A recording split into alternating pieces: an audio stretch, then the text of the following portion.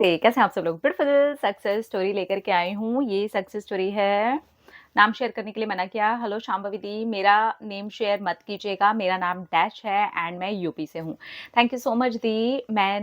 जब से जाना है तब से मैंने आपको जब से जाना है तब से खुद को बहुत चेंज कर लिया है। मैं ऐसी लड़की थी जो छोटी-छोटी बातों को दिल पर ले लेती थी और बहुत रोती थी। आपसे ही मैंने लॉ ऑफ अट्रैक्शन के बारे में जाना है। मैं आपको 6 मंथ से फॉलो कर रही हूँ। दी मेरी फैमिली को किसी ने एक रिश्ते के बारे में बताया था और तब मैं अपनी स्टडी के लिए बाहर रुकी थी। मेरे पापा ने मुझे उसके बारे में बताया और बोला आगे जाकर अगर सब ठीक रहेगा तो हमारी शादी कर देंगे। मैंने सोचा पापा ने जो चूज़ किया है बेहतर ही होगा। फिर 1 ईयर के बाद मैंने उसे इंस्टा पर फ़ॉलो किया एंड हमारी बात होनी शुरू हुई। मैंने उन्हें बता दिया कि अपने बारे में एंड हमारी अच्छी फ्रेंडशिप हो गई और फिर डेली बात करने लगे। उनसे अटैचमेंट भी हो गई थी। और मैं क्लियर थी कि अगर पापा ने बोला तो सब अच्छा ही होगा और फिर 1 ईयर के बाद मेरे कॉन्टैक्ट में वो रहा और मुझसे बहुत प्यार से बात भी की, केयर भी की। मैं बोलती थी कि हमारी शादी के लिए तो वो बोलता था कि मुझे शादी नहीं करनी है और आगे का बाद में देखेंगे। इस वज़ह से मुझे बहुत हर्ट होता था। मैं उससे बात नहीं करती थी और सैड हो जाता था और फिर अचानक से ही उसने बात करना बंद कर दिया, मुझे इग्नोर करना शुरू कर दिया। मुझे बहुत बुरा लगा था, मैं बहुत ज़्यादा रोती थी। फिर मैंने उस टाइम पर आपकी वीडियोज़ देखी और बहुत अपने आप को सँभाला। मुझे फ़र्क पड़ना बंद हो गया और वो कुछ भी करता रहे। बात करे या ना करे मुझे अब फ़र्क नहीं पड़ता था। मैंने आपकी जादू प्रैक्टिस भी करनी शुरू कर दी, जिससे मुझे बहुत ज़्यादा अच्छा फ़ील होना शुरू हो गया। मैंने जर्नल में लिखा था वो मुझे बहुत मानता है और हमारी शादी भी हो रही है। फिर उसी बीच मेरे पापा ने उनके पापा से बात भी की और उनके पापा ने मेरी पिक्चर और बायोडाटा लिया। ये जॉब करते हैं, ये बाहर रहते हैं और उस टाइम घर आए हुए थे।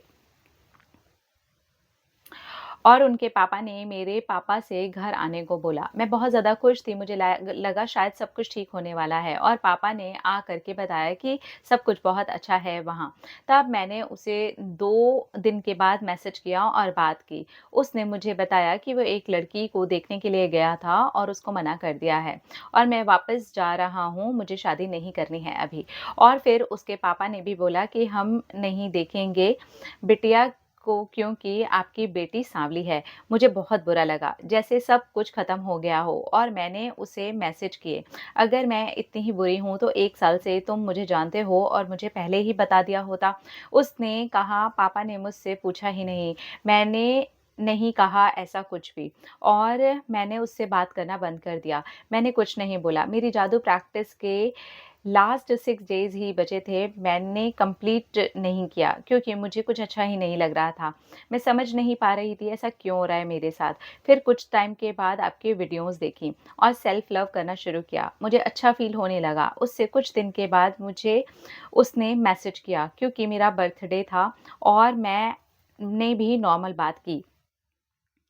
फिर वो बात करने लगा। मैंने उससे बोला कि सब कुछ ठीक नहीं कर सकते हो तुम, तो उसने बोला पापा जहाँ चाहेंगे वहीं पर होगा, मैं कुछ नहीं कर सकता। उस दिन मुझे ये सुन कर के हर्ट नहीं हुआ क्योंकि मैं बहुत पॉज़िटिव थी। मैंने उससे ओके लिखा और नो कॉन्टैक्ट फ़ॉलो किया। इसी के साथ मैंने होपोनोपोनो प्रेयर की, ग्रैटिट्यूड किया, पॉज़िटिव अफ़र्मेशंस भी दी। मैं उसके बारे में अच्छा सोचती थी और छोड़ देती थी।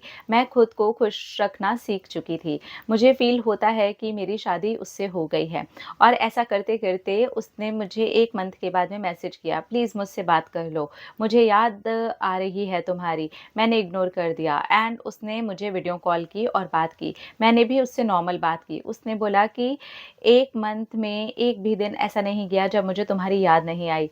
मैंने बोला याद ही आई है, तो एक दिन भूल भी जाओगे और आदत पड़ जाएगी। वो बोला ऐसा नहीं होगा, तुम बात करो या ना करो, मैं तुमसे हमेशा प्यार करूँगा। मुझे इस बात से फ़र्क नहीं पड़ता क्योंकि मैं अब खुद इतना स्ट्रॉन्ग हो गई हूँ। फिर मैंने उसे वहीं पर छोड़ दिया और बात नहीं की। वो सैड-सैड से रील्स मुझे सेंड करता था मुझे और मैंने कोई रिएक्शन भी नहीं दिया। उसी बीच मैंने लव वाइब्रेशन उसके पापा को भेजने शुरू किए और साथ में मैंने ऐसे भी लव इसे भी लव वाइब्रेशन भेजी। अभी बस 4 ही दिन हुए थे, उसने मुझसे फिर से बात की और बताया कि मैं बहुत रोया हूँ तुम्हारे लिए। मुझे नहीं पता मेरे साथ ऐसा क्यों हो रहा है, क्योंकि ऐसा कभी नहीं हुआ मेरे साथ। मैं कभी किसी के लिए नहीं रोया हूँ और मैं तुमसे बहुत प्यार करता हूँ, मैं हमेशा करूँगा और मुझे पता है तुम भी मुझसे बहुत प्यार करती हो। मुझे नहीं पता पापा ने ऐसा क्यों बोल दिया मुझसे बिना पूछे। मुझे बहुत बुरा लगा और उसने बोला ये प्यार ही है, वरना किसी के बिना मिले इतनी अटैचमेंट नहीं होती। उसने बोला कि वो हमेशा मेरे साथ रहेगा। मैंने बोला तुम शादी तो करोगे नहीं, मुझसे मेरी स्किन मेरी कहीं और हो गई तो उसने बोला नहीं, तुम्हारी कहीं नहीं होगी और मैं भी किसी और से नहीं करूँगा और प्लीज़ ऐसे मुझसे दूर मत जाया करो। मेरी लाइफ़ में तुम ही सब कुछ हो। मैंने बस बात करी और है उससे, लेकिन तो पहले की तरह नहीं करी। मुझे यकीन है बहुत जल्दी वो शादी के लिए कमिटमेंट भी देगा मुझे और तब मैं उसे पूरी तरह से अपनाऊँगी। मुझे सच में बहुत अच्छा फ़ील हुआ। मैं बहुत खुश हूँ क्योंकि मुझे पता है मेरा मैनिफेस्टेशन बहुत ही पावरफुल है एंड मुझे पूरा यकीन है कि मेरी शादी एक दिन इसी से होगी, क्योंकि मैंने हमेशा एक ही पर्सन से प्यार किया है। मुझे यकीन है खुद पर, मेरे हनुमान जी पर, जिनसे मैंने सब कुछ कन्फेस कर दिया है। अभी मैं किसी भी बात पर दुखी नहीं होती हूँ, मुझे सब कुछ अच्छा लगता है। मैं बहुत पॉज़िटिव रहती हूँ। Thank you so much Shambhavi दी। मैं बहुत जल्दी आपको अपनी शादी की मैनिफेस्टेशन की सक्सेस स्टोरी भी शेयर करूँगी। थैंक यू अगेन शांभवी दी। Thank you so much. Oh! Congratulations, I am very happy for you. Yes, आपका विश्वास आपकी शादी भी मैनिफेस्ट करवा देगा। I am really very, very, very happy for you, especially आपके इतने स्ट्रॉन्ग होने को और पॉज़िटिव होने के लिए।